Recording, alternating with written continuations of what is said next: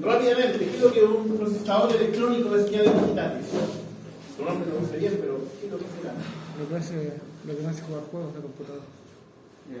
Sí, por eso lo conocemos. Señales de 0 y 1. ¿Cómo? Que procesa múltiples señales de 0 y 1. Perfecto, pero ¿cómo son esas señales?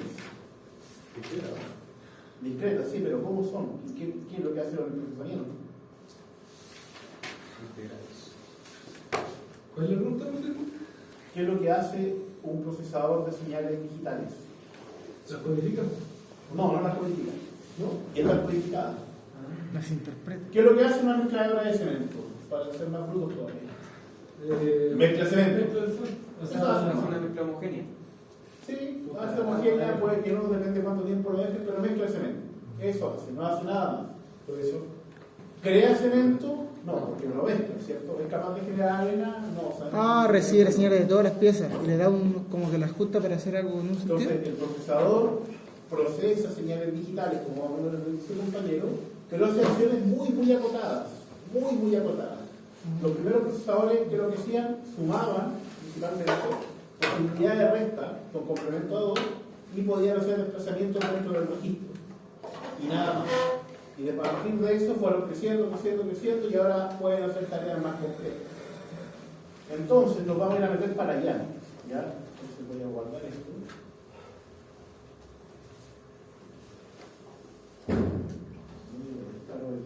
¿Dónde lo pongo en presentación?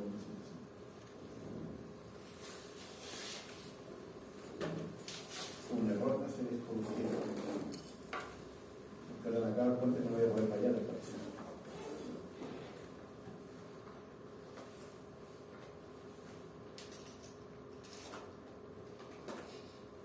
Ahí tengo para dibujar. Entonces, esto que dice aquí electrónica 2, ¿cierto? Porque también esto comparte los tópicos con otros ramos, pero es un poco más simple. Es arquitectura de computadores, o específicamente de microcontroladores. Su asignatura dice arquitectura en PIC, pero tengo que grabar, casi se lo vuelvo a usar. Entonces vamos a compartir esta pantalla, casi la vuelvo a hacer. Comparto la pantalla, voy a cambiar la cámara, ahí, para poder hacer la clase desde aquí. Les voy explicando y con esto debería quedar la clase mejor grabada. Y ahora, ¿qué voy a hacer? Seguramente más, pero creo que no está la opción aquí.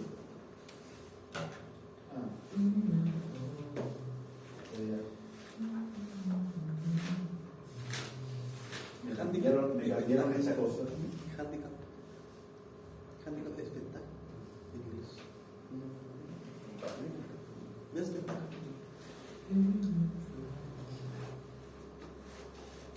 Entendido, me cambiaron esta cosa, porque ahora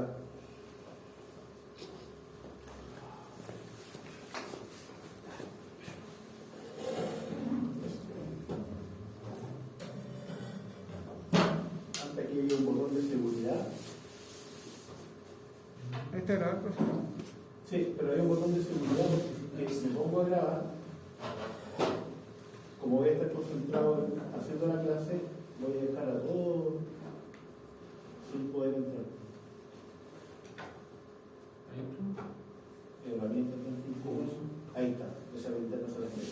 Don Esteban, ¿me ve y me escucha bien? No sé si me escucha bien. Sí, me gusta, sí.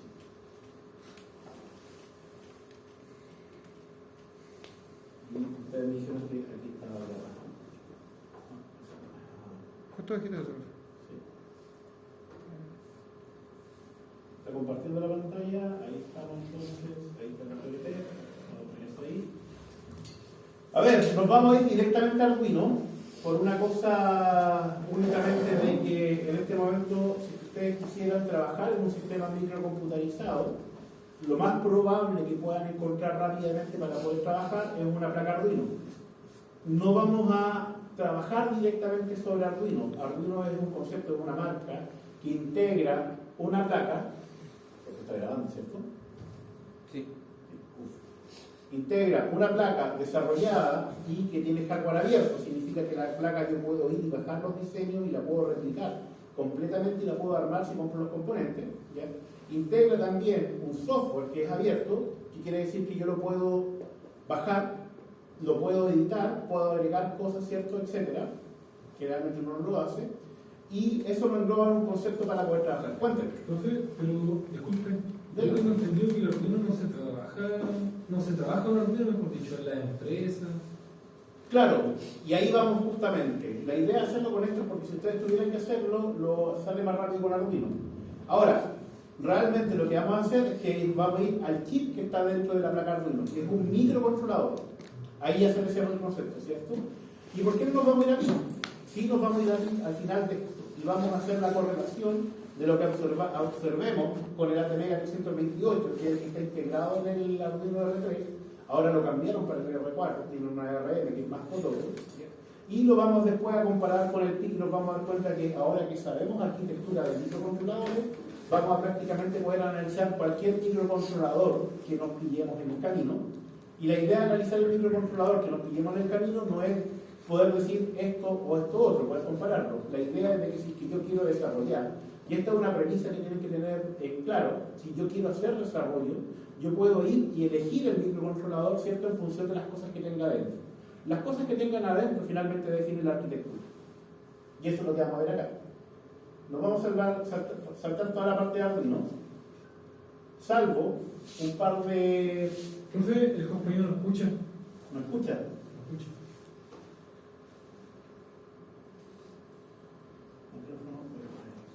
¿Me escucha ahora? ¿Me escucha ahora?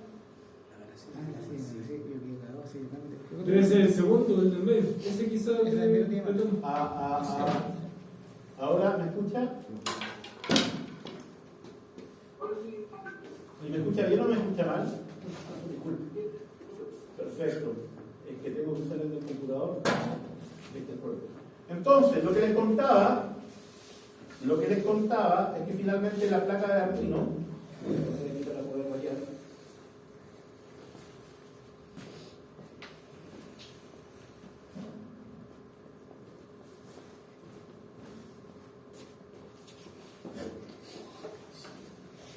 la placa de Arduino es esto que está acá.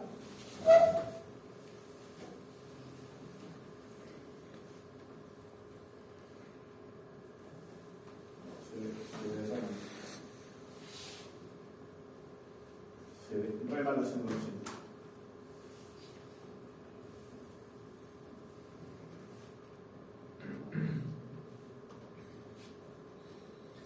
¿Ven la rojita ahí o no?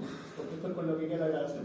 La placa de Arduino es esto que está acá, pero Arduino básicamente lo que hace es que rerutea este microcontrolador, este chip que está acá. Ahora, una introducción rápida a la diferencia entre un microprocesador y un microcontrolador. Diferencia es que principalmente cuando usted compra un microprocesador, compra un dispositivo que, así como lo comentamos, ¿cierto?, cuando estábamos abriendo la clase, procesa señales digitales. ¿De qué forma las procesa? Suma, resta, multiplica, divide, aplica algunas funciones, hace corrimientos, compara registros, etc. Eso es procesar señales digitales.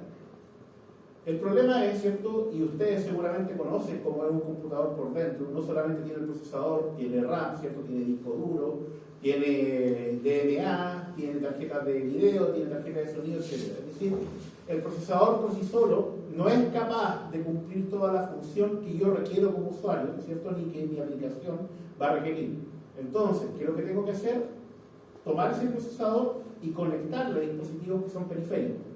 Lo cual, por supuesto, si es que yo quiero una aplicación dedicada y ojalá de muy bajo costo o de muchas capacidades de procesamiento, como son los computadores cuando uno se los arma para uso, ¿cierto?, entonces tiene un costo no solamente monetario, ¿cierto?, sino que además tiene un costo de desarrollo. Si alguien se ha armado su computador acá, conoce, ¿cierto?, de que no es solamente de que yo voy y compro la pieza, sino que en el momento que compro la pieza yo decido y tomo un tiempo para decidir cuál es la pieza que tengo que comprar.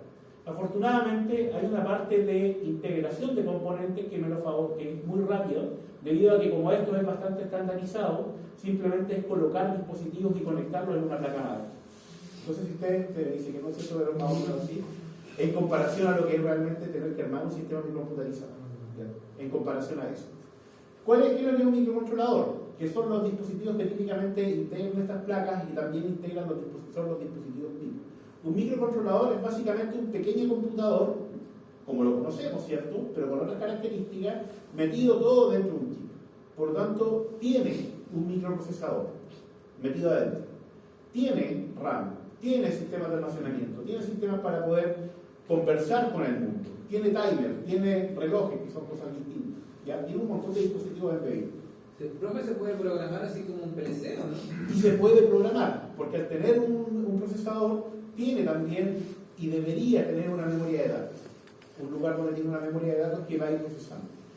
¿Ya? A diferencia del PLC, y esto tenganlo muy claro, el PLC es un dispositivo ya robusto, industrial, que yo compro, monto, y que después tengo una brecha que tengo que sobrepasar con el entrenamiento, ¿cierto?, en la plataforma de desarrollo o framework, ¿cierto?, que me ofrece el fabricante y que muchas veces me obliga a comprar para poder meter algún sistema de control o meter quizá un diagrama de lado.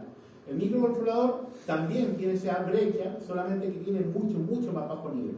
¿Por qué? Porque probablemente el fabricante está pensando en alguien que va a hacer aplicaciones para industria y no para usuarios que finalmente hacen una aplicación del tipo PLC. ¿Qué quiero decir con esto? De que es probable, por ejemplo, de un PLC de bajo gama, incluso de media gama, pueda tener un dispositivo microcomputarizado y seguramente el fabricante ya hizo un software que es capaz de interactuar con el procesador. Y eso es lo que le vende. Pero en el momento que usted compra solamente el microcontrolador, se enfrenta a un mundo mucho más agresivo, por así decirlo, mucho menos amable con usted. Pero en esa menos amabilidad, si usted es capaz de desarrollar bien, también tiene un beneficio económico mayor, porque finalmente está reduciendo los costos, ¿cierto?, del hardware que está utilizando, y la diferencia de precio la está absorbiendo en capacidad de mano de obra, ¿cierto?, de personal técnico especializado, lo cual por supuesto mejora su sueldo al final del día. Cuénteme. Profesor, aquí no entendí muy bien la diferencia entre el microprocesador y controlador. Entiendo que el procesador algo que abarca más señales, puede hacer distintas. Lo vamos a ver a continuación. Déjeme ir a la arquitectura y va a decir, ahora lo entiendo. Entonces, lo que tiene los Arduino, lo que es un PIC, es un microcontrolador. Y este ramo trata de arquitectura de microcontroladores. ¿Ya? La arquitectura de microcomputadores es muy similar, pero va hacia otra orientación. En microcontroladores vamos a algo mucho más delicado. Si avanzamos un poco, esto es el esquemático del Arduino, no es parte de nosotros, y esto finalmente lo que sí es parte de nuestro curso. No sé cómo se queda esta hora acá. No sé si queda peor o mejor ahí abajo. No sé cómo está.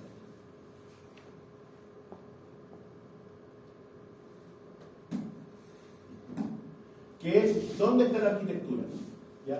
Vamos a hacerlo de la forma más práctica posible. Y la forma más práctica posible es tomar directamente el manual del fabricante, para este caso, entender lo que nos ofrece, entendiéndole con esto qué es lo que es la arquitectura, y después vamos a ir a otros manuales de fabricante a entender las otras arquitecturas. Y eso a ustedes les debería abrir el mundo para poder entender esto. ¿Dónde está la documentación? Afortunadamente en tiempos modernos, en tiempos actuales, la documentación está siempre en Internet. Hace 40 años, piensen en los 80, cuando estos dispositivos estaban apareciendo, la documentación no estaba tan disponible. ¿Qué tenía que hacer? Pedírsela al fabricante, probablemente vía carta me llegaba un manual, que por supuesto era guardado como cosa santo a donde fuera aplicado esto. Ahora esto está mucho más disponible, por lo tanto tengo también la capacidad de poder revisar varias cosas y poderlas comparar.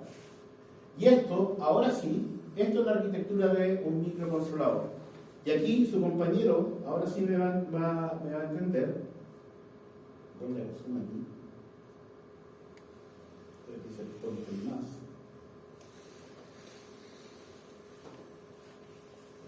Esta clase no está siendo buena, únicamente por un problema de que se así. Entonces, esta es la arquitectura. La imagen se ve bien cuando ustedes la vean. ¿Ya? Y esta arquitectura, si se dan cuenta, tiene un montón de cajitas. Y esas cajitas ustedes las pueden pensar como los distintos periféricos que tienen un computador. Entonces, ¿qué cosas tienen de nuevo un computador? La tarjeta de video, el disco duro, etcétera, ¿cierto? En vez de pensarlo ahora como un dispositivo físico, que ustedes se lo pueden imaginar, Imaginen que simplemente ese disco duro es una cajita que dice disco duro. ¿Qué capacidad tiene? Lo vamos a ver después. ¿Qué características tiene? Lo vamos a ver después. ¿Qué me interesa en la arquitectura? Primero que nada, si está presente o no está presente. Y segundo, cómo se comunica con la pieza central, siempre de un dispositivo microcomputarizado, que es el microcomputador, el microprocesador, disculpe. ¿Ya? Entonces, si se dan cuenta, todas estas cajitas que están por acá, que vamos a tener que establecer, ¿cierto? Y determinar y aprender a qué nos referimos, están todas conectadas, aunque no quede tan claro, a este CPU, ¿ya? Que es el procesador, que en este caso es del tipo ABR. ¿Qué características tiene ese procesador? En este momento no tengo idea, tampoco me importa. ¿Ya? Lo que me importa es mirar esto. Voy a hacer un símil con la casa. Yo me quiero comprar una casa. Tengo dos opciones. Voy y miro la casa que están vendiendo. ¿Y qué cosas veo? Cuántas piezas tiene, cuántos baños, living, etc. ¿Ya? Eso sería el caso de que yo compro un microcontrolador.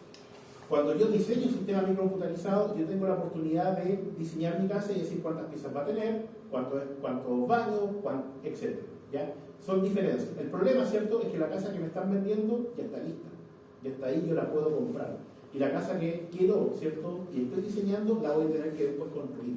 Y eso va a tener un costo adicional en tiempo, sobre todo, probablemente quizás los costos finales van a ser equivalentes. La gracia de los microcontroladores es que termina siendo bastante barato, porque se utiliza tecnología madura. En algunos casos se utiliza también tecnología tope de gama, pero por supuesto se vuelven más caros. Y los problemas de usar tecnología tope de gama, que en este caso podría ser, por ejemplo, los dispositivos SIM, que integran procesadores ABR, algunos dispositivos con un microcontrolador que además integran una FPGA en forma paralela, lo cual es espectacular para poder hacer cosas, pero que tiene el problema de que a la mayoría de los diseñadores electrónicos en este momento les cuesta dar el salto para allá si no tienen un entrenamiento previo. ¿Se dan cuenta? Hay una brecha ahí en lo que el dispositivo es capaz de ofrecer y yo como desarrollador puedo y logro hacer. El microcontrolador, al ser tecnología madura, tecnología que en muchos casos los procesadores de 8 bits de tecnología de los años 80, todavía vigente, para prestaciones menores, pero todavía vigente, hace de que la mayoría de la gente, sobre todo en los espacios de educación, como universidades, institutos, etc., exista buen conocimiento, por lo tanto es fácil utilizarlo. Existen comunidades que han desarrollado, caso Arduino, por ejemplo, caso Raspberry, y además, ¿cierto?, hay buenos manuales y buenos cursos para poder utilizarlo, lo cual cierra esa brecha rápidamente. Finalmente, como el desarrollo ya está pagado, es decir, en el momento en que alguien hizo el chip y tuvo un costo, y ese costo ya se pagó, los dispositivos terminan siendo sumamente baratos. Y aquí quiero de nuevo llevarlo al tema del Arduino. Una tarjeta Arduino comprada en China, por ejemplo, en AliExpress, fácilmente debe estar en los $10-15. Quiero que evalúen lo piensen, $10-15. Y esa placa tiene mejores capacidades que un computador a principios de los 80, que fácilmente costaba en ese momento $3.000. ¿Y ahora cuánto nos cuesta? Como los costos de desarrollo ya están pagados, ¿cierto?, $15 y tengo las capacidades de procesamiento incluso mejores. Volvamos entonces a la arquitectura. Tenemos nuestro dispositivo central, que es este dispositivo ABR que está por acá. Y después vamos a tener un montón de elementos dando vueltas que los vamos a tener que entender. Algunos elementos son,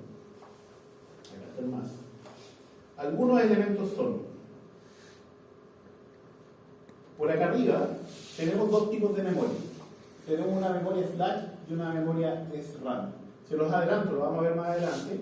¿Ya? Esa memoria flash y esa memoria SRAM son memorias que me permiten, por supuesto, tener cosas, pero una tiene una característica que la otra no tiene, que es sumamente importante, que es la característica de ser una memoria volátil o no volátil. ¿Cuál es la diferencia entre una memoria volátil o no volátil? Ya, su nombre más o menos lo dice, ¿cierto?, en que una puede volar las cosas y la otra no. Está mal dicho eso, ¿ya? Pero principalmente en que una memoria, si yo le quito la energía, es capaz de mantener los datos guardados. En el caso de la memoria no volátil, ¿ya? Y en el caso de la memoria volátil, si yo le quito la energía, se pierde lo que está almacenado. La gracia de la memoria... ¿me preguntaron? No, la gracia de tener memorias volátiles, ¿ya? Porque alguien diría, ¿por qué quiere abrir una memoria volátil? Pero la gracia que tiene la memoria volátil es de que es sumamente rápida, ¿ya?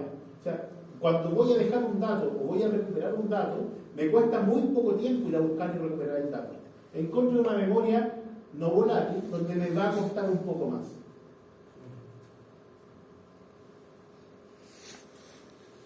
Como comentario, solamente en esta arquitectura, este dispositivo usa lo que se llama, este CPU usa lo que se llama una arquitectura hardware. ¿Ya? Y esa arquitectura es una memoria definida para programa. El programa yo espero que no se borre, ¿cierto? Cuando le quito una energía, no puedo estar grabando cierto el microcontrolador, y eso va en la memoria flash. Vulgarmente se dice flashear el microcontrolador, que básicamente escribir en la flash. Y la RAM me permite tener una memoria volátil en la cual yo puedo ir a guardar datos y después recuperarlos rápidamente. ¿Qué pasaría, por ejemplo, si yo digo necesito de que si pierdo la energía, los datos todavía queden almacenados? Caso, por ejemplo, si tuviera una estación meteorológica, la temperatura del día de ayer, por ejemplo, si pierdo la energía, saber que el día de ayer tuve las máximas y mínimas, necesito una memoria no volátil, ¿ya? Y en este caso, afortunadamente, tengo una memoria no volátil que es esta EEPROM. La EEPROM, ¿ya? Tiene características no volátiles, pero lamentablemente, y aquí empezamos a ver el tema, se demora más en la escritura y en la lectura de lo que es la memoria de usuario. Entonces, en contadas ocasiones, debido a las limitancias de capacidad de procesamiento, voy a ir a guardar cosas a la EEPROM. Observen también de que esto aquí y acá me lo muestra que están conectados por distintos lugares. Esto me da aquí una ruta, otra ruta, y esta de aquí está conectada por otra ruta. ¿Ya? Eso es por lo que les comentaba, ¿cierto? Hay una ruta para las memorias de programa y otra para la de datos, que en este caso va a estar compartida. Después lo vamos a ver, aquí no se ve. Tengo entonces un procesador y tengo memoria. En esta memoria puedo guardar los datos, ¿ya? Porque es no volátil. En esta, disculpen, los datos de programa, y en esta memoria puedo guardar cualquier otra cosa y que no me importe perderlo, ¿cierto? Si pierdo la energía. Y acá guardar cosas un poco más importantes, porque por supuesto la memoria de programa no puedo ir a guardar por el procesador. ¿Qué otras cosas tengo? Voy a olvidarme por ahora de todo lo que está acá arriba, no lo quiero ir a mirar por ahora, ¿ya? Tengo todos estos cositos, ya todos estos cuadraditos que están acá. Un poco para que puedan ver, el ABR sale y se conecta a esta flechita, que es lo que se llama un bus de datos. ¿Qué es lo que es un bus de datos? Simplemente un canal, una especie de autopista, con una cantidad fija de bits, que me permite comunicarme con datos a los periféricos. Y eso le dice, por supuesto, que son estas cajitas. Estas cajitas de acá son los que llamamos periféricos. Son elementos que están integrados dentro del microcontrolador. ¿Qué cosas tenemos acá? Podemos contar 1, 2, 3 cosas que dicen TC. TC se refiere a Timer Counter. ¿Qué es lo que es un Timer Counter? Significa de que es un dispositivo que lleva cuentas de algo, principalmente un contador. Y puede contar dos tipos de cosas. Señales digitales, ¿cierto?, externas o internas, que son eventos y lleva la cuenta, ¿ya? O señales de reloj para poder llevar la cuenta del tiempo. Si cuento señales de reloj, lo que tengo es un timer, ¿ya? Si cuento eventos, lo que tengo es un contador. Desde el punto de vista de sistemas digitales, el diseño es prácticamente lo mismo, pero la diferencia es de dónde viene la señal. Y lo siguiente que dice es que tengo un timer counter aquí de 8 bits, de 16 y de 8. ¿Qué quieren decir esos 8, 16 o 32 o 64 bits que tenga el timer? Significa que hay un registro interno y que tiene cierta cantidad de bits. Si tiene 8 bits, significa entonces que ese registro tiene 8 cajitas, por lo tanto, ¿cierto?, tengo 2 elevado a 8 combinaciones distintas, lo cual son 256 combinaciones distintas. Es decir, mi cuenta puede ir de 0 a 256. ¿Puedo contar hasta 1000 con el timer counter de 8 bits? No directamente. Voy a tener que hacer algún arreglo, ¿cierto?, para que cada vez que me pase de los 200 a los 250, acordarme del otro lado de que me pasé y poder llevar la cuenta. O usar un timer que tenga una mayor cantidad de bits. En este caso, el de 16 bits. 2 elevado a 16 son 65.000 y algo, por lo tanto ahí tengo mucho más cuentas. Pero a pesar de que son 65.000 y algo, sigue siendo limitado. Recuerden que en sistemas digitales la cantidad de bits siempre limita las cosas. Ya tengo entonces estos 3 cajitas dando vuelta por acá. Ojo, ¿qué significa esto? Que yo no tengo que utilizar el procesador para llevar la cuenta de cosas. ¿Lo podría hacer? Lo podría hacer. Sería una mala elección de diseño porque estaría ocupando un elemento importante que podría utilizar para otras cosas para llevar la cuenta de eventos. En vez de hacerlo de esa forma, utilizo un hardware que está en otra parte del mismo chip y le pido, oye, tú, haz esta pega. Y cuando pasen cosas, avísame. ¿Cómo me va a avisar? Les voy a contar después. Pero por supuesto, dado que hay comunicación entre el CPU, ¿cierto?, el microprocesador y estos periféricos, todo dentro del mismo chip, puede haber, por supuesto, avisos de un lado para otro. Desde el punto de vista de control, y a mi juicio, este es el elemento más importante que tenemos para hacer control automático y para también poder loguear cosas. Por supuesto, ahora existen sensores digitales, pero la mayoría de las señales, ¿cierto?, que vienen de ambientes industriales son señales que finalmente vienen en un formato analógico, principalmente porque la planta sigue siendo bien. Entonces, ¿cómo convierto una señal, ¿cierto?, de analógico y permito que un procesador que es inherentemente digital procese lo que está pasando? Necesito un traductor, ¿cierto?, que lo vimos anteriormente, que es el conversor analógico digital. ¿Este computador tiene un conversor analógico digital? Por supuesto. Tuvimos problemas recién con el micrófono, ¿cierto? Tengo una señal analógica, que es la conversión, ¿cierto?, de un piezo eléctrico de mi voz a una señal eléctrica, y después tiene que ser digitalizada, y de ahí, ¿cierto?, se la mandamos a su compañero que está sentado en alguna parte del mundo. Espectacular, ¿cierto? Este dispositivo también tiene esa opción. Tiene un conversor analógico digital. Pregunta, ¿de qué tipo? ¿Cuántos bits? ¿Cuántas entradas? ¿Cuántos canales? Etcétera. Lo tenemos que seguir averiguando. Pero mirando rápidamente este monito, podemos saber, ¿cierto?, de que ese conversor analógico digital está disponible. Otro periférico más. Como es hardware que está separado, el procesador, cuando quiera utilizar el conversor analógico digital, no el procesador, el usuario, va a tener que decirle al procesador: oye, comanda el conversor analógico digital para que haga cosas. Y el conversor, por supuesto, va a estar disponible y le va a responder también. Voy a partir por acá abajo, ya tenemos buena parte de las cajitas ya analizadas. Tenemos estos puertos D, B y C. Estos son los puertos que típicamente se definen como puertos de entrada y salida, y son puertos de entrada y salida digital. Son una frontera física y eléctrica que me permite que señales externas en algún formato digital puedan ser adquiridas, señales digitales, no señales analógicas, pueden ser adquiridas por el sistema microcontrolado, microcomputarizado, que en este caso tenemos acá. Si se dan cuenta, no estoy directamente conectado al procesador, sino que son trozos de hardware distintos, y eso es porque tiene que haber un acondicionamiento eléctrico de lo que viene para poder ser convertido a lo que tiene el procesador, y si el procesador quiere generar una señal hacia afuera, esta parte también es su frontera. Por lo tanto, el procesador en algún momento le puede preguntar: oye, puerto B, por ejemplo, ¿qué es lo que tienes en tu entrada? ¿Ya? O le puede decir al puerto B: oye, puerto B, ¿sabes qué? Quiero que generes esta palabra digital con estos y estos bits encendidos y estos apagados. ¿Hay comunicación? Sí, a través de este bus de datos. El numerito que está aquí, 8, 8 y 7, me dice cuántos bits tengo disponibles. Si tengo 8, significa que externamente tengo 8 patitas en el chip que me permiten sacar esas señales o tener esas señales de entrada. Esto es sumamente importante. Es entrada y salida, típicamente se dice, pero realmente, si lo vemos desde el punto de vista de la función booleana, es entrada o excluyente salida. Es decir, yo defino de que la puerta se comporte como entrada, o excluyente, defino que la puerta se comporte como salida. Pero no puedo definir que se comporte de las dos formas al mismo tiempo. ¿Por qué? Porque afuera voy a conectar hardware, y es muy poco probable que tenga la opción de poder cambiar la configuración de ese hardware, sobre todo porque esto va a estar montado y sujeto, ¿cierto?, a una placa a través del estaño por la soldadura. Sin embargo, tengo varias puertas con las cuales puedo hacer cosas. Cuéntame. Disculpe, usted dice que eso... No me diga disculpe, pregunte. No, es que eso lo puede definir como controlador, o sea, como operario. Eso me refiero. Lo defino yo como usuario en el momento en que configuro este dispositivo. Ah, ya. Sí. ¿Cómo lo configuro? También lo vamos a ver más adelante, porque esta tiene hartas partes. Lo que viene aquí en este ramo es primero una arquitectura de microcontroladores y después un poco de programación y algoritmo. Ya.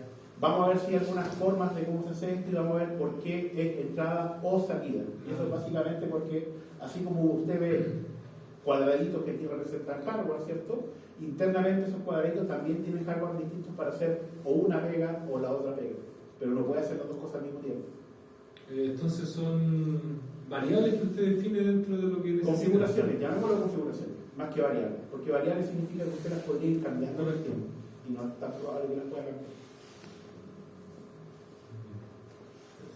Por acá arriba tenemos otro punto importante, que son las comunicaciones. El dispositivo probablemente no solamente va a tener conexión con el mundo real a través de señales digitales por el puerto de entrada y salida, y por el conversor analógico digital. ¿Qué pasa, por ejemplo, si yo lo quiero conectar a un computador y hacerle que me mande datos al computador, como podría ser un datalog, un DPC, etc.? Ya necesito algún tipo de comunicación adicional. Y esa comunicación adicional son estas cajitas que están aquí. ¿Ya? Específicamente acá nos vamos a preocupar principalmente del USA, del Universal Serial, serial sincrónico y asincrónico, ¿ya? Y del SPI, que es la comunicación serial hacia periféricos. Esos dos de acá nos van a ser de interés y que nos va a permitir conectarnos a otros dispositivos. Entonces, si se fijan, esto que está acá, cuando hablamos de arquitectura, hablamos de básicamente cómo está conformado un dispositivo microcomputarizado. Y en el caso de dispositivos microcontrolados, ya estamos pensando de que esto ya fue diseñado y está medido, y por lo tanto yo como usuario tengo la opción de comprarlo o no la opción de comprarlo, ya funcionando, entre comillas, porque todas las condiciones están aquí. Ahora, quiero reforzar un punto. Estos dispositivos son baratos. Ya, es tecnología madura. El que sean baratos también me pone limitante, ¿cierto? Porque para que sean baratos, significa que este procesador de acá no tiene grandes capacidades de cálculo. Que probablemente este conversor no sea un conversor tope de gama. ¿Ya? ¿Por qué? ¿Qué pasaría si lo fueran? Los costos se incrementarían un montón. Cuéntame. Profe, ¿y qué aplicaciones le damos a estos microcontroladores, por ejemplo, en la industria? Porque uno típicamente ve Es una muy buena pregunta. los PLC, esos tipos de controladores, pero el microcontrolador Lo que pasa como que no suena mucho. es que no suena, porque usted compra ya, lo que pasa es que esto va hacia la etapa de desarrollo. Desde el punto de vista industrial, usted compra un equipo. ¿Tomaron ya electrónica potencia? No. Van a tomar el programa conmigo en el próximo sentido. Usted no arma un convertidor, un variador de frecuencia a partir de electrónica. ¿Qué es lo que hace? Se compra el variador ya hecho, ¿cierto?, con todo su sistema de control. Claro. Pero ¿qué pasaría, por ejemplo? Esta es una premisa de realidad dolorosa. ¿Qué pasaría si realmente tuviéramos capacidad industrial para hacer desarrollo en Chile? Porque capacidad industrial, digo, porque capacidad técnica la tenemos y de sobra. ¿Ya? ¿Qué pasaría, por ejemplo, si ABB estuviera montado acá? O más aún, ¿cierto? Pongámonos más hacia el lado socialista y quizás hasta comunista, digamos de que tenemos nuestra propia empresa estatal para fabricar tecnología electrónica. Son más nacionalistas. ¿Ya? No sé lo que no, yo no lo creo. Entonces lo que tendríamos es alguien, ¿cierto?, que diría, ¿sabes qué? Este equipo que se vende en la industria, nosotros lo tenemos que desarrollar. Y ahí es donde tú metes el microcomputador, como parte, ¿cierto?, de este equipo. Es un tema de desarrollo, de equipo de desarrollo. Entonces, por supuesto, tú dices, ¿cierto?, el PLC ya viene hecho. Y así viene, ¿cierto?, porque alguien te lo desarrolló. Internamente, muy probablemente, o tiene un procesador y elementos conectados alrededor para hacer un sistema microcomputarizado, o directamente tiene un microcontrolador embebido y después tiene, ¿cierto?, toda la electrónica para poder soportar variaciones de tensión, para ser robusto ante temperatura, ¿cierto?, para poder tener un bus de comunicaciones para los otros slots, ¿cierto?, que cuando lo conectas, porque finalmente el PLC es prácticamente un Lego, para, además, ¿cierto?, tiene la carcasa para mecánicamente resistir, ¿cierto?, la vibración y los golpes, etc. Es decir, es un dispositivo industrial, pero si tú lo abres y lo desmenuzas, es muy probable que el microcontrolador esté metido. Entonces, ¿de qué te sirve esto? Si tú quisieras hacer desarrollo, es un if muy grande, esta es la pieza clave, ¿cierto?, o una de las piezas claves como para partir y decir, a partir de esto yo puedo hacer esto. Pues usted dijo que el procesador tenía una limitante, ¿cierto?, el hecho de ser barato. Claro. Si yo junto, por ejemplo, dos arcoíris, mi trabajo no sería más eficiente al distribuir. No más eficiente, podría distribuir las cargas, ¿cierto?, y podría hacer cosas más rápido. Eso. Pero ¿qué tan rápido más lo podría hacer? Si usted tiene un Pedro Melín que corre de aquí al centro, ¿cierto?, y pone otro Pedro Melín corriendo de aquí al centro al lado, ¿qué tan rápido más podría ser? Y si hay funciones distintas, quizás distribuirla efectivamente. Ah, muy bien. Y eso es justamente lo que está pasando ahora. Lo que está pasando ahora es de que, dado de que los procesadores son conocidos, porque estamos hablando de tecnología que se desarrolló 70, ¿cierto?, 80, 90, y ahora que hay computadores es más fácil desarrollarlo, y estos dispositivos de media gama, no traen solamente un procesador de 8 bits, lo que han jugado, ¿cierto?, en Nintendo no lo pueden relacionar a la NES, ¿cierto?, sino que traen procesadores de 32 bits o más, con mayores capacidades, y que además, ¿cierto?, traen varios núcleos de pedido. Y además, ¿cierto?, trae la posibilidad de tener una FPGA donde puedo crear cores y tener cosas funcionando. Por lo tanto, ahí, esa es la premisa, sí, de tener cosas funcionando en paralelo, de forma de que si yo tengo varios cores coordinados, ¿cierto?, por otro core, entonces puedo mandarle una función a este, otra función a este, otra función a este, otra función a este, esperar un rato y tener todas las funciones al mismo tiempo. Esa es la idea, ¿cierto?, de dispositivos de gama mayor. Pero para poder hacer eso, en un segundo, usted se enfrenta a una brecha todavía de que no hay tanta documentación o no hay tanto especialización, ¿cierto?, para poder llegar y hacerlo tan fácil. Bueno, ¿No sería parecido al M1 de Apple? es que hagamos la diferencia. Esos procesadores de alta gama, ya como el M1, por ejemplo, como los i7, i9, etcétera, son únicamente procesadores. Porque yo vi el esquema y, por ejemplo, tenían varias cosas dentro, no solo los procesadores. Siguen teniendo varias cosas y le han agregado, por ejemplo, a los nuevos procesadores, en comparación con los de los 92.000, por ejemplo, los niveles de caché, que ya son una cantidad de memoria, pero grotesca considerando lo que hay. Y le siguen agregando cosas. Pero el costo de ese procesador es alto, ¿ya? Es alto. O lo que pasa, por ejemplo, con las GPU, los procesadores gráficos, que son sistemas que funcionan en forma paralelizada, ¿cierto? No tienen conversores, no tienen este tipo de cosas, pero que usted les puede cargar algunas cosas para funcionar en paralelo y los tiene rápido. Entonces, pero eso estamos hablando de procesadores directamente, solamente procesadores, y no de sistemas microcomputarizados. Y si usted toma el procesador, todo lo que está aquí se lo tiene que agregar usted en placa, lo cual, por supuesto, aumenta el costo de desarrollo. Como pregunta, todas estas máquinas, por ejemplo, que le añaden una pantalla para poder controlar lo que uno quiere hacer, por ejemplo, las de corte, sí, o la grúa, que normalmente, eso podríamos decir que son microcontroladores.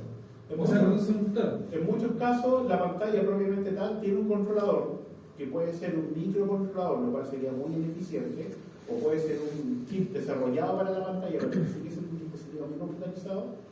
Y esa pantalla se comunica a otro dispositivo por algún tipo de comunicación, ¿ya? Generalmente por comunicación serial. Y ahí es donde entran estos bichos que están aquí, estas puertas de comunicación. Cosa que si usted tiene una pantalla, un teclado, un mouse, o tiene otro Arduino que usted quiso poner en paralelo, en vez de conectar los cablecitos por los puertos, ¿cierto?, le manda por una comunicación que pueda ser mucho más rápida. Qué bueno que están interesados. ¿Hay cuántas preguntas hay? A diferencia de las clases anteriores, qué bueno.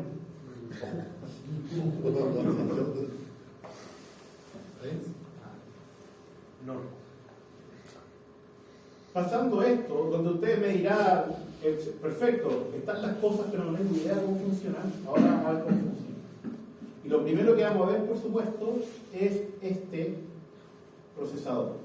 Esto que está aquí, que no alcanza a caber totalmente la pantalla, es la arquitectura del procesador. O sea, esa cajita que decía VR, ahora la abrimos y vemos lo que hay. ¿Y qué es lo que hay? Más cajitas.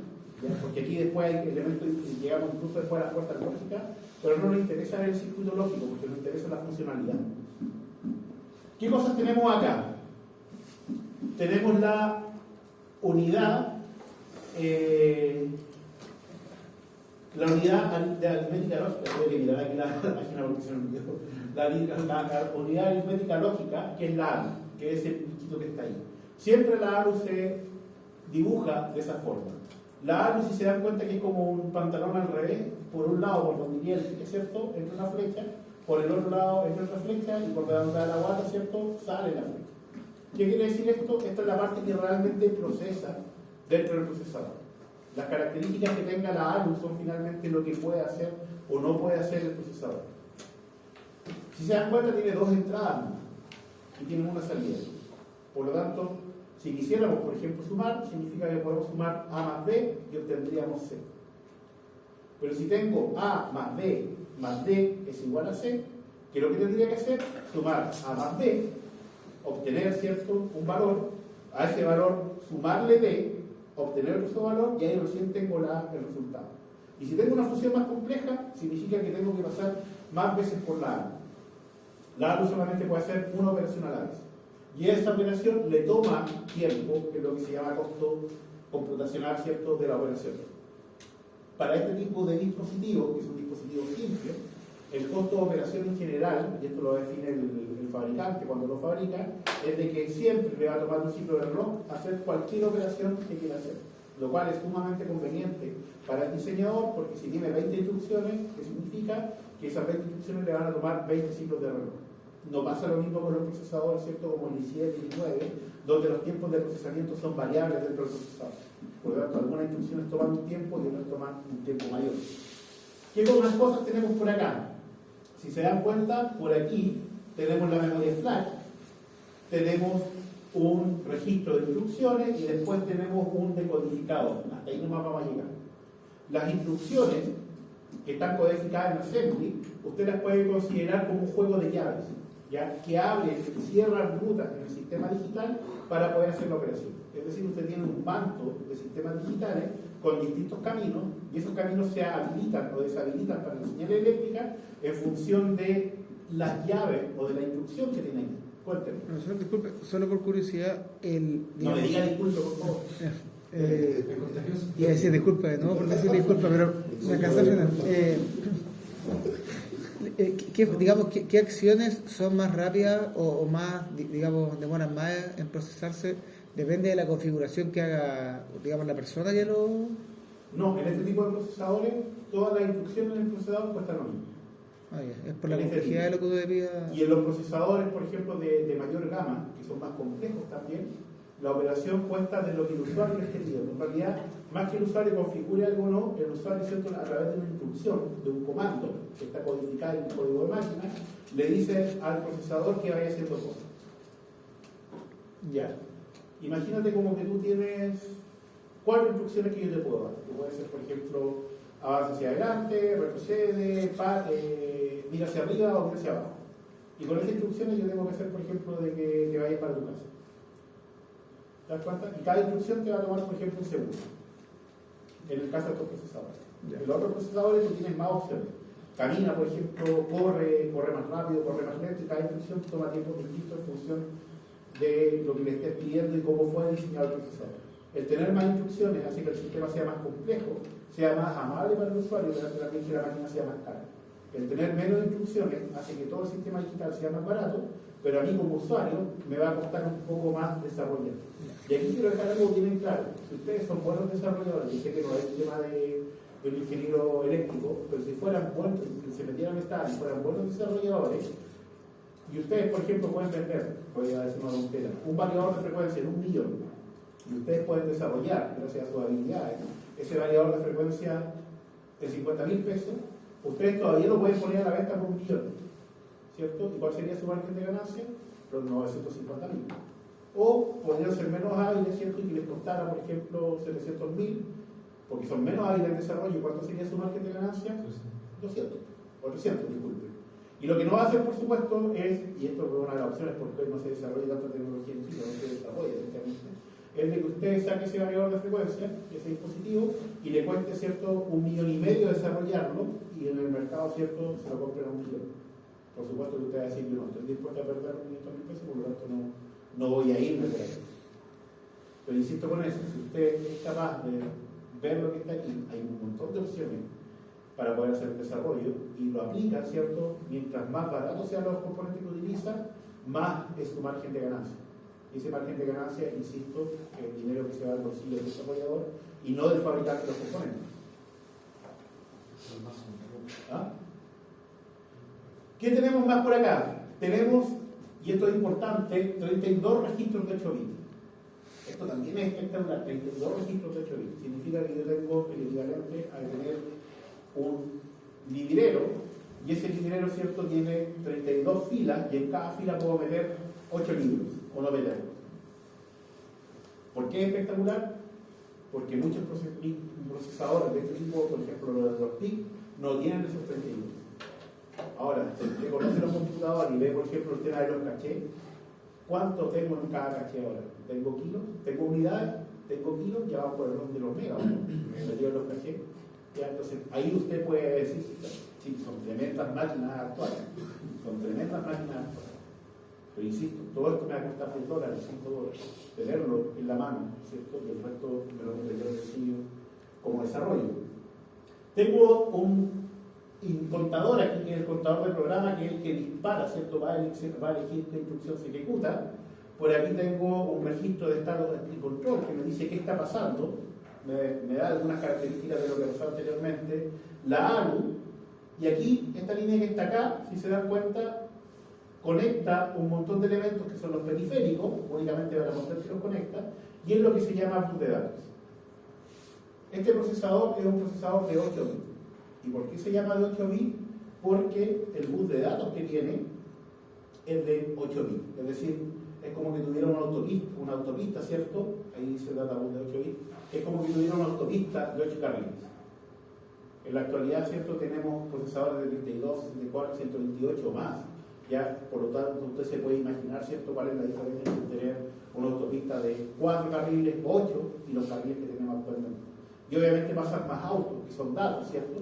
Y por lo tanto el procesamiento que se puede hacer es mucho mayor en la medida que el procesador, por supuesto, lo aguanta. Este solamente es capaz de procesar de 8 bits. Y por acá, ¿cierto?, tengo también la data, la época, todo esto está fuera del procesador. ¿Se da cuenta? Esto es lo único que hace el procesador. No es nada más y nada menos que esas cositas que están acá. Un lugar donde tener un registro de estado, que es el estatus y de control, un lugar para saber cuál es la dirección de programa que tengo que ir a buscar y poder tener la dirección de la instrucción, ¿cierto?, codificada, y una unidad lógica aritmética que me permite hacer cosas. ¿Qué cosas puede hacer? Insisto, depende de lo que me diga el fabricante. Pero lo mínimo que hace en este caso esta ALU es sumar, restar y multiplicar. No puede dividir. Por lo tanto, ¿qué hace usted si quiere dividir? Multiplicación iterativa, ¿cierto? Y ocupar métodos numéricos. Y eso le va a tomar tiempo. Eso le va a tomar tiempo. Y ojo, solamente registros de 8 bits. ¿Cuánto puede codificar usted con 8 bits? Si es entero, de 0 a 256. De 0 a 254. A 255. 256. Lo cual es poco. ¿Y qué pasa con los números fraccionarios? Tiene que utilizar formatos numéricos para cual este procesador no está adecuado, y por lo tanto, si usted quiere usar esos formatos numéricos, flotante, entero con signo, etc., al procesador también le va a costar más. ¿Se puede? Se puede. Arduino lo hace bastante bien, de hecho. Usted simplemente declara de que el registro es flotante, de que la variable es flotante, y se olvida, y lo va a hacer. Pero le va a costar. ¿Qué le va a costar? Tiempo, por supuesto. Por lo tanto, va a ser lento al ejecutar las cosas. Pero lo bueno, ¿cierto?, es que si usted no está apurado en tiempo, le sirve bastante bien. ¿En qué tipo de aplicaciones de control no estamos apurados en tiempo? Pensemos, por ejemplo, que quiero ser el controlador de un horno. Temperatura, ¿cierto? Se demora poco, se demora mucho la temperatura. Yo en la mañana le hago el desayuno a mis cabros chicos, prendo el hornito, ¿cierto?, del tostador, se demora 4 o 5 minutos en calentar. Es harto tiempo. Si pensamos en el torno Huachipato, si quisiera hacer el control ahí, son varias horas. No pensemos tan grande, ¿cierto?, porque Huachipato, si llegamos por un controlador amablemente, espero no me van a mostrar la puerta, sino que pensemos de que, por ejemplo, voy a ir a solucionar un problema de alguna clínica. Pensemos, por ejemplo, que tiene un horno de cerámica, un alumno que se desarrolla perfectamente, en vez de comprar un controlador caro, podría yo hacer un desarrollo y vender el horno, ¿cierto?, con su sistema de control, que es lo que también se puede hacer. Y seguramente está. ¿Qué más tenemos acá en la arquitectura? Y esto me voy a ir acá en las memorias. Ya vamos entonces ahora en las memorias. ¿Qué cosas tenemos en las memorias? Tenemos varios tipos de memoria, y esto es específicamente para este chip, ¿ya? Únicamente para este chip. Y si yo tengo el chip, voy a tener que averiguar qué es lo que tiene. Al final de la clase, más o menos, avísenme a las 8:10, vamos a ir a abrir la página Microchip para ver qué es lo que tiene. Y lo vamos a comparar con lo que hemos visto hasta ahora. ¿Qué es lo que tenemos? 32 por 8 registros de propósito general, que están embebidos, ¿cierto?, en el CPU. Es decir, yo en el CPU puedo ir a guardar algunas cosas muy cercano, porque estoy directamente en el CPU y no me tengo que ir a otro periférico que esté mal. Memoria flash, que es la memoria de programa en el CPU, tengo estos sabores. Cuando digo sabores son opciones, ¿ya? Yo puedo comprar el chip que tiene 4 KB, 8 KB, 12 KB o 32 KB. ¿Cuántos son kilobytes? 1000. No, ya sabía que iban a caer. 1024. Son 1024. Recuerden que son potencias de 2. Ya, 1024. La frecuencia no volátil, así que una vez que yo escribo el microcontrolador, queda grabado, le puedo quitar la energía, lo vuelvo a conectar y vuelve a partir. El típico funcionamiento, dado que hay una memoria de programa, siempre esa memoria de programa tiene direcciones, ya es que cuando se resetea el microcontrolador por falta de energía, vuelve a la posición 0 por defecto, y de ahí vuelve a partir, es decir, se reinicia completamente. ¿Qué más tengo? Tengo la EPROM, ya en estos sabores, 256, ojo, 256, no tengo más de 1000, 256, es súper poco. 512, también tengo la opción de tener 512 y 512 en dos memorias separadas, o derechamente tener 1 kilobyte. ¿Ya? La EPROM, recuerde que es no volátil, pero también tiene el problema de que en este dispositivo me demoro 2 ciclos en ir a escribirla, uno en ir a apuntarle donde quiero guardar y otro en guardar. Y cuando quiero leer, un ciclo en ir a apuntar donde quiero leer y otro en recuperar el dato, ¿cierto?, después de la lectura. Recuerden que las instrucciones del CPU se ejecutan en un ciclo, pero en algunos dispositivos periféricos toma más tiempo. Y la EPROM, ¿cierto?, es el caso. En comparación que la RAM, ¿cierto?, que yo apunto y guardo, definitivamente, ¿cierto?, la EPROM se demora el doble. Y las RAM, tengo estos sabores 512, 1 kilo y 2 kilos, ¿cierto?, kilobytes de memoria estática que es volátil. Vamos al tiro, ¿cierto?, para no esperar. Vamos al tiro. Y lo que vamos a hacer acá, aquí lo vamos a hacer. Vamos a poner un PIC, no puedo escribir aquí. Ustedes no lo están viendo, porque lo tapa esta barra de acá. Esto no es mi computadora, así que lo que salga acá no me puede eliminar. Vamos a buscar el típico PIC que está disponible en esta universidad y en varios lados, ya 16877A. No sé cuánto habrá salido este PIC. Debo comentarles que yo tomé como electivo la asignatura de taller de microcontroladores en 2004, cuando estaba haciendo el pregrado. Y este PIC fue lo que nos enseñaron. Y ya era viejo. Entonces vamos ahora a la página del fabricante. El fabricante es Microchip. Nos vamos a meter acá. Ahí nos va a decir un montón de cosas el fabricante. Las cosas que nos dice aquí el fabricante, más que querer informarnos, es tratar de vendernos el microcontrolador, ¿ya? Y lo que queremos realmente es mirar aquí el datasheet. Y ahí está el datasheet, donde de nuevo me tiran una cantidad de datos, ¿cierto?, que es abrumadora. Y como uno siempre se tiene que acostumbrar a leer las figuras, porque las figuras dicen mucho más que tratar de leer el mono, ahí está la arquitectura. Ahí está la arquitectura. Si se dan cuenta, tiene bastantes diferencias con lo que hemos visto en el ATmega 828, que es el que venía en Arduino R3, ¿ya? Pero hay cosas que podemos también encontrar similares. Primero, tenemos puertos de entrada y salida acá. En este caso, PIC le dice puerto A, puerto B, puerto C. Y la cantidad de bits lo podemos contar también, ¿cierto? El puerto A tiene del 0 hasta el 5, es decir, tiene 6 bits. El puerto B del 0 hasta el 7 tiene 8 bits. Y el puerto C del 0 hasta el 7 tiene 8 bits. ¿Qué más tenemos por acá? Periféricos. Tenemos los timer counters, ¿ya? Tenemos aquí 1, 2, 3 timers. ¿Cuántos teníamos en el otro? También 3 timers. Vamos más o menos igualados. Tenemos un conversor analógico digital de 10 bits. El otro no nos decía, pero yo les cuento, el otro también tiene 10 bits. Vamos más o menos igualados. ¿Parten de 10 o no? ¿Ah? ¿Parten de 10 o no? No, puede ser de 8, de 10, 16, 32, a mayor cantidad de bits, más complejo, más caro. ¿Ya?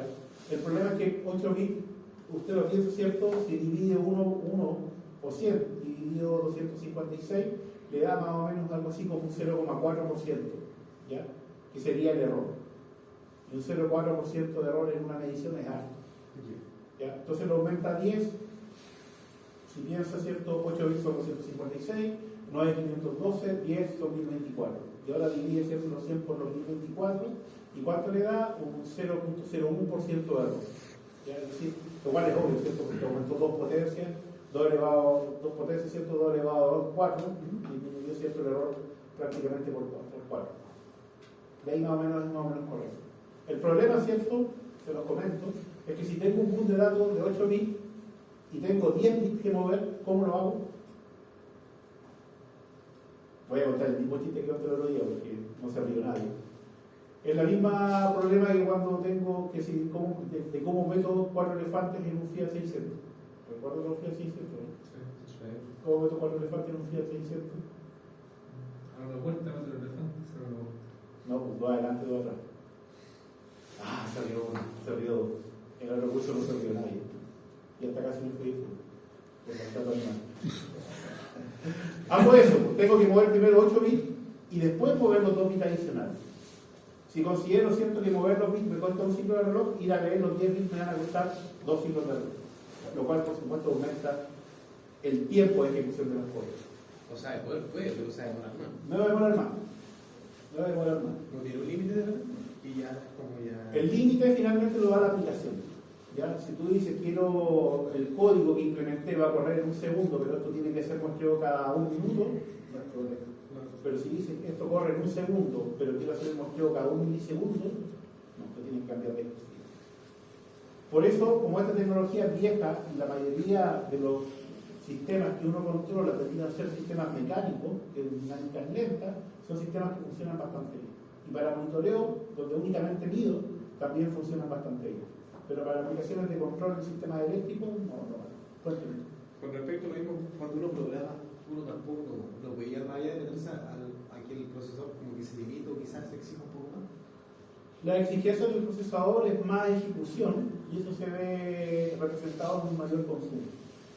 A diferencia de los computadores que uno tiene el computador, ¿cierto?, donde se calienta, ¿cierto?, y se prende el ventilador, estos dispositivos están hechos para no ser utilizados por disipadores. Por lo tanto, el fabricante ya vio eso y dice, bueno, si lo echo a correr lo más rápido posible, el calor que genera, ¿cierto?, va a ser tanto que va a tener una buena temperatura de operación y le digo simplemente al usuario, no sobrepase esa temperatura de operación y esto va a funcionar bien. Eso sí, tiene un mayor consumo. ¿Cuándo el consumo es un problema para un sistema electrónico? Cuando tengo baterías movidas. Recuerden eso siempre. Entonces, si yo tengo, por ejemplo, una red de sensores, los quiero tirar en el bosque y no volver a ir a verlo en una animada, ojalá, para hacer comunicaciones, monitorear incendios, etc., ahí por supuesto le conviene quizás hacer el monitoreo, mandar el dato y buscar la forma de que el procesador entre en un modo sleep, que es un modo de bajo consumo, hasta que pase cierto tiempo y se vuelva a activar. De esa forma reduzco el consumo lo más posible. Si va a estar enchufado, que haga lo que quiera. Por tanto, en comparación con lo que consumo, con la potencia que consumo, tengo potencia infinita disponible y energía infinita. Salvo que se corte la luz, por supuesto. Y en el caso de un panel también un problema, por el hecho de la batería. ¿Cómo? En el caso de un panel solar, porque también se mete en batería. O sea, no que el panel se mete en batería, pero sí tengo la energía basada en batería. En el caso de un panel fotovoltaico, depende. Si usted piensa en un panel para alimentar un microcontrolador, no funciona bien porque el panel no es capaz de regular la tensión. Necesita todo un sistema electrónico de potencia para poder hacer eso y acumulador. Y en ese acumulador siempre le impone una pila o un condensador que sea capaz de mantener y establecer cierto voltaje. Ese sería el caso. ¿Qué más tenemos acá? Tenemos una EPROM. Tenemos un puerto de comparación, tenemos también el USA, que es el USA está acá, tenemos SPI por acá, tenemos un comparador que no lo teníamos el otro y tenemos la posibilidad de un generador de referencia para un voltaje. Si se dan cuenta, mirando rápidamente podemos entender la arquitectura y ya la podemos comparar con lo que hemos visto, a pesar de que el otro todavía no lo hemos profundizado. Y aquí este también es bonito. Los de los Pixomas o microchips antes eran más exhibicionistas. Y en vez de decir, aquí está el procesador, no, te lo plantaban ahí. Y si se da cuenta, ahí donde estamos mirando, está justamente el procesador. Pero no está en una cajita. Exhibicionistamente se lo pueden decir, aquí está. ¿Y qué es lo que podemos ver? Que tenemos la ALU, ¿cierto? Aquí tenemos la ALU, pero, ¿qué es lo que no tenemos en comparación con el ATmega 228? Y que era la gran desventaja siempre con el BIP, los 32 registros de propósito general. De hecho, tenemos un solo registro. Y con eso hay que ir disponiendo cuando uno programa en Assembly, hice el curso con esto, ir disponiendo las cosas al registro W. Entonces, si quería sumar 3 valores, que lo que tenía que hacer, ir a la memoria, guardar uno en el W, ir a la memoria, buscarlo, repasárselo directo a la ALU, sacar el resultado y ese resultado mandarlo directo al registro W. Y después ir a la memoria, conectar acá, el W realimentar y sacar otra suma.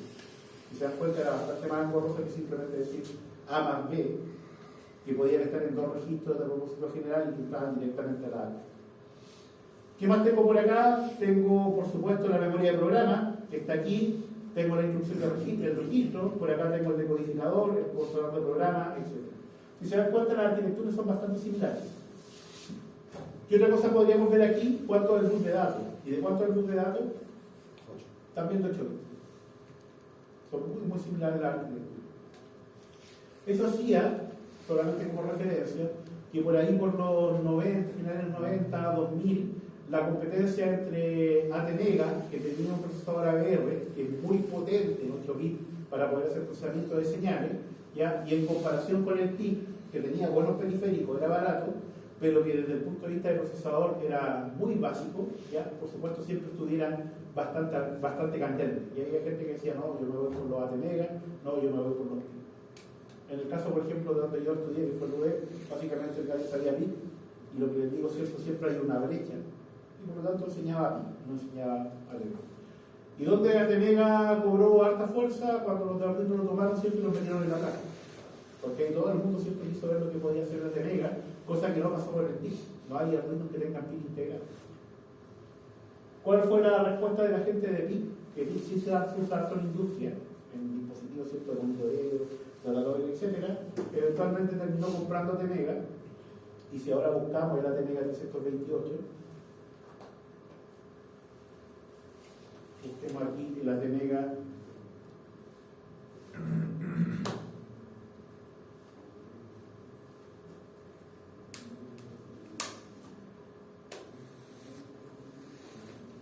¿quién es el fabricante actual? Voy a buscar un poco más abajo. Si se dan cuenta, el fabricante actual de la Atenega 328 va a ser directamente el dato. Bueno, pero el fabricante de la Atenega 328 es ahora Microsoft. ¿Ya? Y esto yo lo encuentro medio romántico. En una especie de venganza, ahora la Atenega 328, que tiene características similares al PIC 16EF877A que acabamos de mirar, ellos le ponen que no está recomendado para nuevos diseños, pero si nos vamos a la página del otro PIC, dicen incluso que hay nuevos dispositivos disponibles. Es decir, dejaron de lado, ¿cierto?, la Atenega después de comprarlo, siguen vendiendo, no lo recomiendan, y siguen desarrollando su serie de PIC, la cual por supuesto ha mejorado bastante, sobre todo en términos de procesamiento. ¿Dudas, preguntas con esto? Ahora, antes de terminar, y una última aclaración. ¿Por qué es importante que un eléctrico sepa un poco de arquitectura de microcontroladores y microcomputadores? Solamente como para que termine el foco, ¿cierto? Es porque, primero que nada, pueden estar integrados en dispositivos, ¿cierto?, que ustedes utilizan y por lo tanto van a entender, porque son características heredadas del microcontrolador, lo que puede hacer el dispositivo y no puede hacer el dispositivo si lo tiene integrado. Entonces usted va, por ejemplo, a un PLC y dice, este PLC, por ejemplo, tiene, no va a ser el caso de este curso, tiene una ARM de tal característica, inmediatamente usted sabe algunas cosas, ¿ya? O puede ir y averiguar algunas cosas. ¿Algunas cosas de qué tipo, por ejemplo? ¿Cuánta memoria podría tener disponible? ¿Qué tan rápido, qué tan lento va a ser? Si el costo, por ejemplo, del PLC es acorde a lo que cuesta el microcontrolador, que están vendiendo algo muy caro en comparación de algo quizás viejo. Si va a ser bueno desde el punto de vista de ejecución de funciones matemáticas. Recuerdo que el PLC al llevar un controlador, estamos pensando en un PLC de media gama, ¿cierto?, no algo básico que integra solamente la ADRE, sino que hace justamente el control. Y esos son cálculos matemáticos que típicamente se tienen que hacer en punto flotante o punto doble, y eso requiere procesadores mucho más capaces. Entonces usted vende un PLC, ¿cierto?, con un procesador, por ejemplo, de 16 bits, y resulta que le dice que utiliza, que hace operaciones en punto flotante de 22 bits, inmediatamente usted no le debería cuadrar. Y decir, para que haga esto, el procesador va a estar en y por lo tanto va a ser lento en ese sentido. Uno por ese lado. Y por otro, porque insisto, siempre digo esto, como electrónico me hubiera encantado tener más oportunidades en ese sentido. Las capacidades técnicas en Chile son muy buenas. No es porque sea chileno, no es porque ustedes estén acá. Me ha tocado compartir con colegas en el extranjero, me ha tocado estar en comisiones de tesis en el extranjero, y no son tan buenos los ingenieros, como que son más específicos en algún tema, pero no son tan abiertos. Por lo tanto, ¿tenemos capacidad de desarrollo? Sí, podríamos tenerlo, pero no. El estar lejos de los mercados y lejos de industrias que desarrollan, obviamente no hace eso. Sin embargo, y siempre digo lo mismo, no sé si lo dije en este curso, ¿no? Si usted revisa el iPhone, ¿cierto? Si tiene un iPhone y revisa el iPhone, ¿qué es lo que dice atrás? Que está diseñado en Palo Alto, pero que no lo fabrican en Palo Alto. Entonces, todas las capacidades técnicas de diseñar, la cabeza, ¿cierto? La parte pensante está en California, y donde lo fabrican, en cualquier otro lado. Eso se llama descentralización.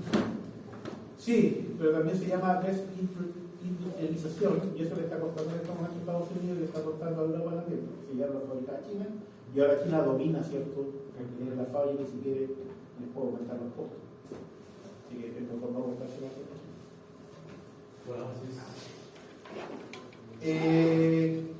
Quedamos hasta acá. No vamos a tener clase mañana porque están los laboratorios y hay un corte de luz ahora, no sé qué si quieren. No ahora, para mañana. No sé si les dijeron si van a tener. ¿A qué hora se Consulten porque mañana hay un corte de luz generalizado en la universidad, porque está pegada. A estudiar.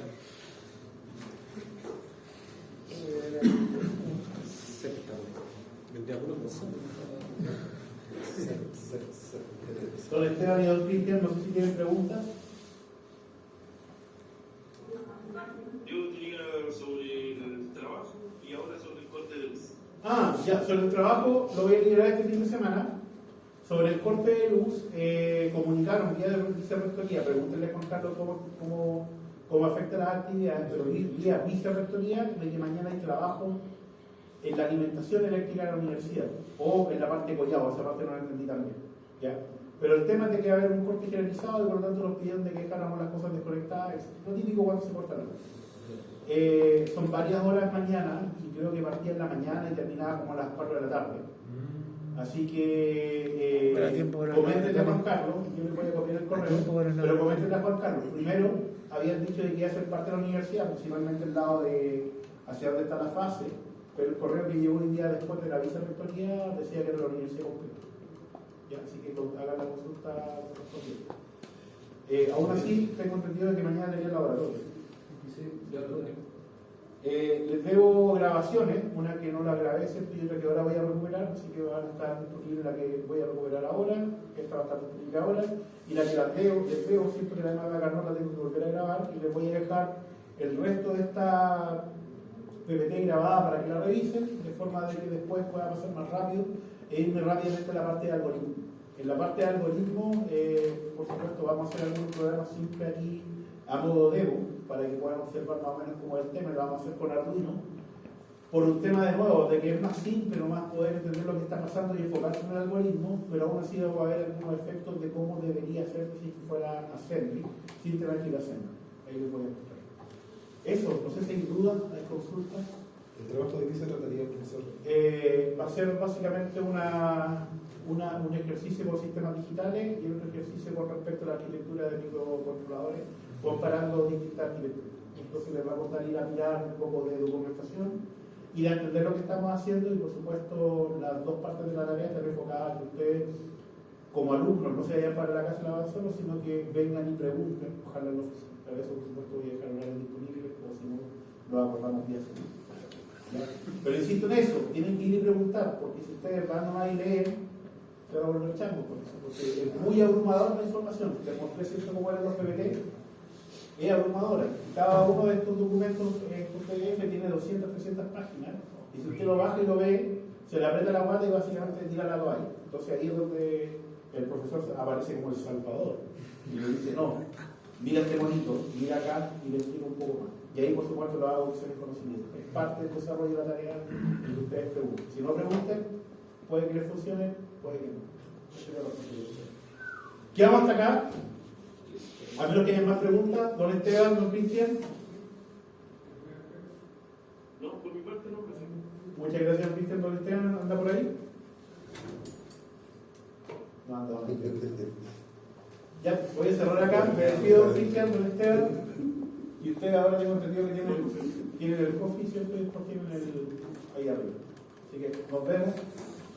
Cualquier consulta, mi correo, o pueden pasar por la oficina cuando quieran.